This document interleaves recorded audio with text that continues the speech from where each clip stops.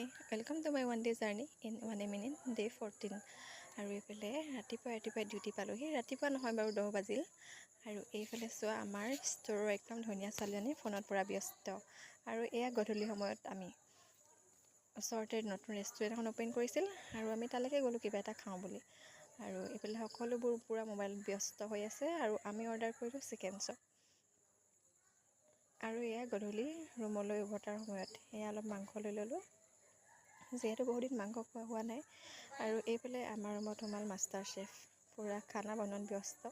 আৰু ঘৰত মায়ে বকি থকাৰ দৰে বকি আছে কি বকি আছে মই নাজানো আৰু এইফালে আমাৰ পুৰা মাংস প্ৰায় ৰেডি হৈ গৈছে আপোনালোকে বাৰু খোৱা বোৱা কৰিলে নাই আৰু এইফালে আছে আমাৰ জৰ্ণা বাইদেৱে পুৰা মাছ বাছি আছে তাই ঘৰৰ পৰা মাছ দি পঠাইছিল আৰু এয়া আমাৰ ভাত ৰেডি আজিলৈ আহিলোঁ বাই